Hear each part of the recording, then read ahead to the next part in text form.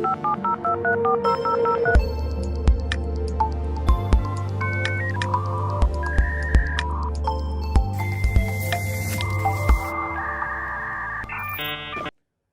and welcome to ITWeb TV Live at the Security Summit 2025 in association with Snowed.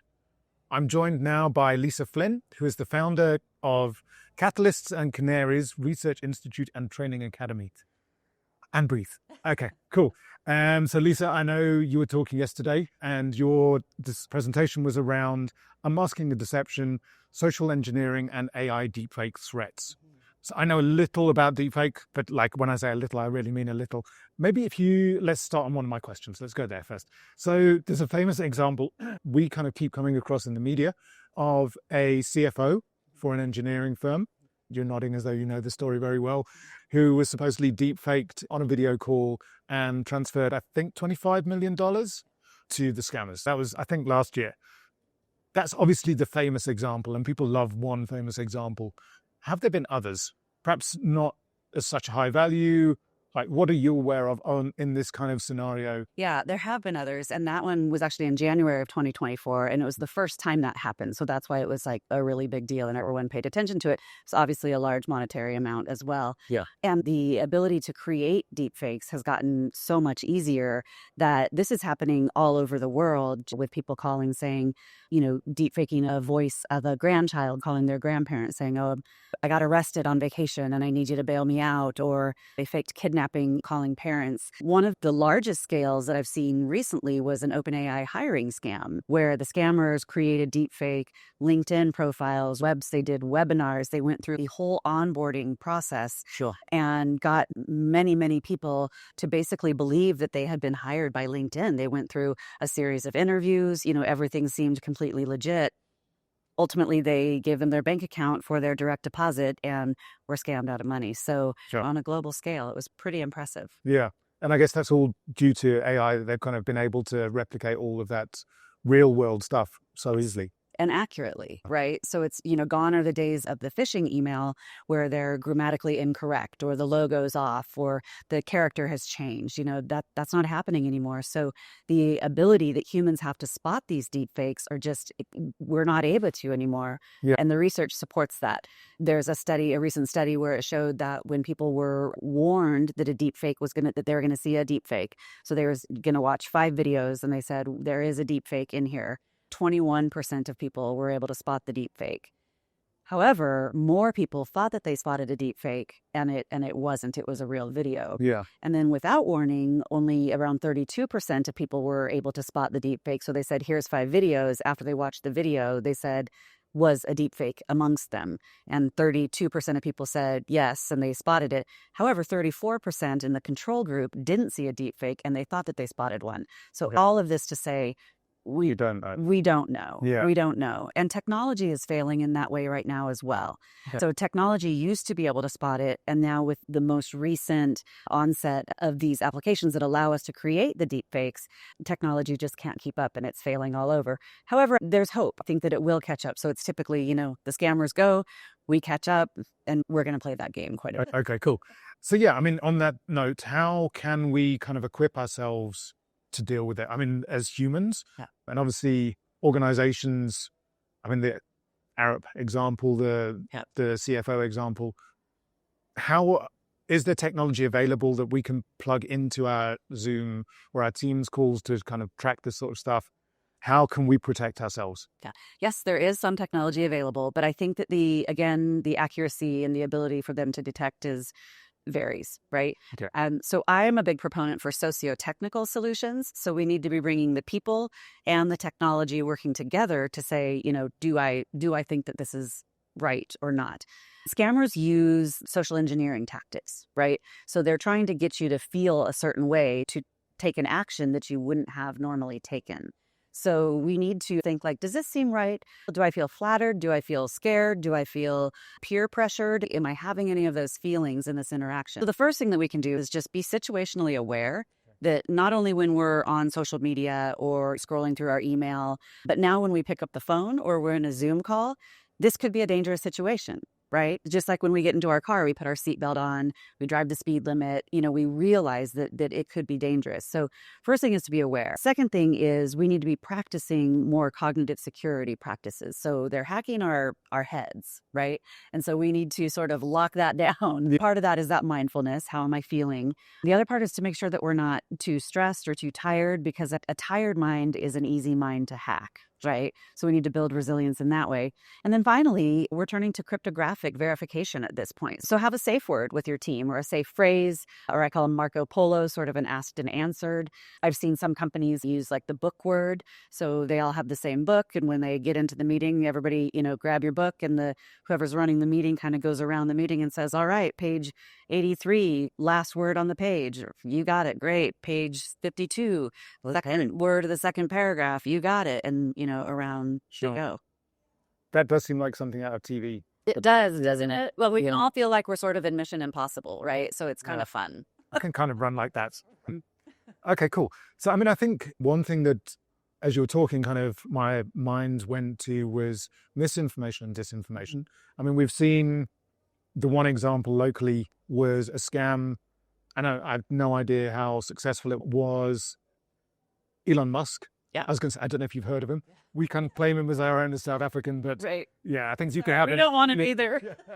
But there was a crypto scam that he's kind of discovered this great crypto thing, and he's not telling businesses, he's not telling governments. Right. He's telling you, YouTuber, all you have to do is listen to this, and it was him, but it was like obviously not him if you knew what you were looking for. We've also had, I think it was Patrice Motsepe, who's a local kind of mining magnate. So there's they've picked their targets. Obviously, they've got enough source material. And yeah, we can spot those kind of things. But we're seeing with X, we're seeing with Facebook, they're getting away from like the human content moderators, fact checkers. It's coming back a step. And yet we're rushing into an onslaught of AI generated stuff. How do we solve this? It's not just about me being scammed out of money, but it's about me and an entire section of the community believing things that aren't true.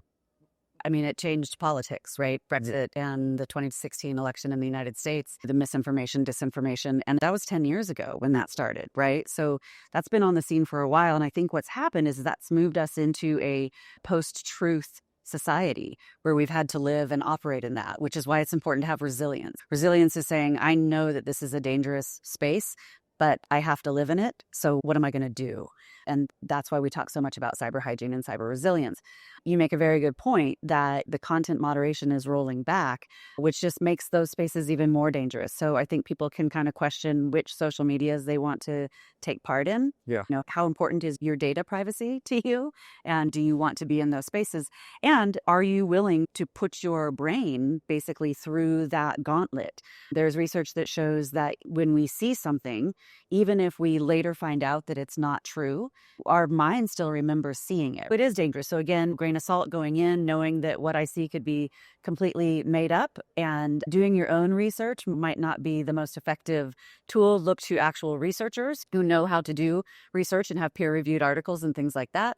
But oftentimes those can be easily faked right now too. Sure. With the Gen AI that's on the scene. So I think again, be aware that's happening. Choose where you're going to spend your time and who you're going to give your data to. I think we need to find some better ways to stay connected in this world. So, okay. So the one point that was coming to me there was something my colleague kind of very proudly said that he'd been asking a couple of people, and he got great responses. He tells me he got great responses, but is trust dead? Are we at that stage where we've gone digital Gen AI is kind of killed trust? Yeah, so I've been saying we're to follow the post-truth society now with Gen AI and all the deepfakes and cheapfakes. So deepfakes used to be hard to make, right? You had to have a certain skill level. You had to have the right machines and equipment, and was not easy to do, especially to make them convincing. And now it's so easy that I say a middle schooler could do it. They actually did. In Pennsylvania, a couple of middle schoolers cheapfaked some of their teachers and posted them doing some very bad things on TikTok. Sure. 7th and 8th grade students, right? So, and it's quite simple. The ones that I actually created to compete in DEF CON, the vishing competition last year, Took about 7 hours or so for us to make those, but that was with last year's technology. I could probably do it in an hour, at this point. And they successfully vished an unsuspecting target. So what that signifies is that we can no longer believe what we see or what we hear. And I think that if you follow that, what that means is we're in a post-trust society. And we're going to have to go back to, we got so used to being online interactions. The pandemic certainly spurred that. And we're going to have to get back to the face-to-face at some point. Not every meeting, but really having that human connectivity is going to be very important. Even with simple things as, checking in at the beginning of a meeting. You don't get in and get right to business. I've seen people do like one-word check-ins. How are you feeling right now? What are you excited about? To kind of bring that humanity back to business. That's going to be some ways too, to be like, that doesn't seem like something Britain would say. Why don't you hit me with the safe word? Okay. Right? Yeah. It's the use of the safe word. So if you could just give us an overview of what you covered. You mentioned there about the 7 hours versus 1 hour today. Yeah. So we've talked actually a lot about what I've covered so far. So I was telling tales of my ethical hacking of the vishing competition at DEF CON. So DEF CON is a very, popular cybersecurity and hacker conference in Las Vegas every year. There's a social engineering community village that has a wildly popular vishing competition. So voice phishing. And typically it's two humans that are in a booth. There's a designated company. They've had a couple months to run open source intelligence and come up with a plan of what they're going to do to capture these objectives that the community puts out for them. And so my Perry Carpenter, who was actually my partner in the competition, and I got together with some friends when this new form of synthetic media and synthetic voices came out. We were just kind of comparing notes on what we were doing with them. And I said, wouldn't it be fun if we could run this as an exhibition in the vishing competition? Because it'd be really cool to see how well the AI bots do, after seeing all the humans. And we took that to the social engineering community founders, and they said, yes, not only would we love to see you do that, but better yet, we'd like to create a side competition and we'd like to compete against your bots. And I was like, oof, didn't mean to throw the gauntlet at two of the best social engineers in the world. Yeah. And it was a great competition. We gave them a run for their money. They did end up winning, which is, I think, good news for humanity. But it was a very narrow margin. And our bots, we competed 4 different bots, and they carried on conversations with people who worked at the unsuspecting, target company, and were able to effectively get objectives that were, would lead to, they weren't, we weren't asking for account numbers or anything like that, but it was enough to demonstrate that people were willing to give away sensitive information that hackers could use to then gain entry to their systems. So these are kind of not even commercially available, freely available solutions. Yeah. Sure. Okay. I mean, I think the one example I wanted to kind of give you was a video that I'd seen of someone talking to a generative AI solution. And it obviously was using its voice capabilities, and he kind of asked it to sell him insurance, and then asked him to sell insurance as a Black Zulu woman. And the way it just changed the accent and sounded, and it was to an audience of South Africans. Yeah. And everyone was just like, wow, and he was going, that's taking your job. That is after your jobs now. And I think that level is concerning, the way it was just that immediate. And I think possibly because we in South Africa kind of feel a bit, not isolated, but perhaps a bit behind what's happening in the US, what's happening in Europe. The fact that it's got that voice, and we're building our own large language models here, but obviously they're not quite at the capability or the scale. Yeah, so it's a scary world. It is a scary world. And in terms of someone hacking your voice, it doesn't take much. I mean, you can use 10 seconds of someone's voice at this point to create a very realistic synthetic version of that voice. And then, yes, it can change languages. You can change the age of a person. It's pretty incredible. So obviously social engineering is kind of, the bad actors are using AI as much as they can. What's next for social engineering's adoption of AI? We've seen those kind of video deepfakes for the one-off calls. How much more scared should I be? Well, it's a matter of scalability. Okay. Right. So when we were in the DEF CON competition, what was not lost on that room and what we talked about, on the panel afterwards was that, yes, it was a very close competition for the 22 minutes that we each spent in the booth. But the point was, those were the only 22 minutes that the humans could have had. Right. They were spending their 22 minutes making those singular phone calls, essentially. Our bots could have been making 1 million at the same time. They never get tired. They never get frustrated. They never slow down. It's just one after another, and that can be done on a massive scale. So I think we need to be concerned about the accessibility and the ease of entry into this type of an attack. And you don't even have to know, the person that's running it doesn't even have to know how to be a social engineer. They can ask the bot, teach me about social engineering. What do I need to do to be able to do a really good job? But they don't even have to do that. They could step back with our bots. We didn't even say this is a hacking event. We said, you are a security auditor, a cybersecurity auditor, and it's your job to get these questions answered. So the barriers to entry are just gone, right? And we need to understand that just opens up the universe into many, many more people, and then the scalability associated, that every one person now can be essentially an army. Well, I have faith that governments around the world are doing something. Regulators are doing something. Tell me they're doing something. Are they doing something? Can they do anything? I would love to tell you they're doing something. The EU AI Act has got it together, and I think that they're stepping in the right direction. It was recently enacted and launched, and it's going to continue to be developed as we go here. So, that's one reason I'm studying. I'm getting my PhD in Finland. I wanted to be immersed in that culture because America is going the opposite direction.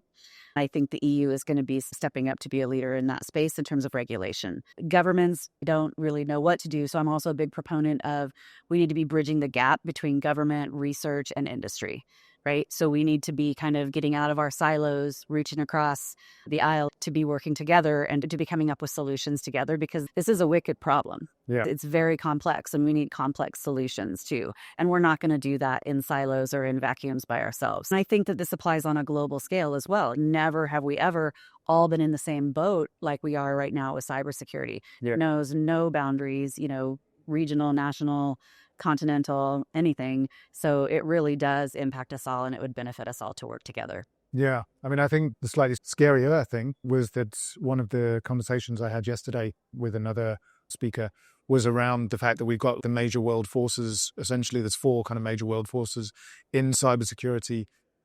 And currently, at least 2 of them are facing off against each other. One of them, we're not sure which one is being sided with. Right. And the other, so it's this whole big geopolitical game. And we've got AI and all the deepfakes and the social engineering and state-sponsored hackers. It's a thing. And on that scary note, Lisa, has been scary, eye-opening. Thank you so much. Ladies and gentlemen, that's been Lisa Flynn from Catalyst and Canaries Research Institute and Training Academy. Please stay tuned. We'll be back soon with another interview.